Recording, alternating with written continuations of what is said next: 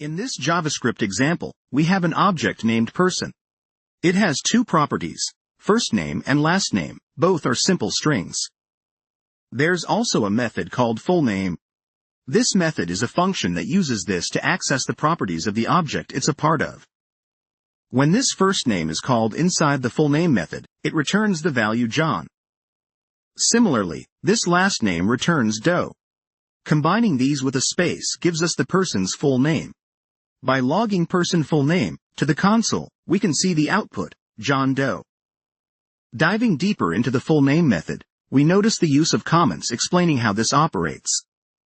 These comments clarify that this is a reference to the person object within the context of the method. Because the method is defined within the object's curly braces, this is automatically bound to person, making it possible to access its properties directly. This is an integral part of JavaScript's object-oriented capabilities. Now, let's look at an HTML document. You'll notice a div element with an id of output. This is where we will display the result of our script.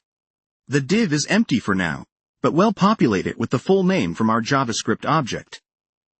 Inside a script tag, we're redeclaring our person object. To display the full name in our output div, we use document_getElementById to target the div and set its text content to the result of the person full name method call.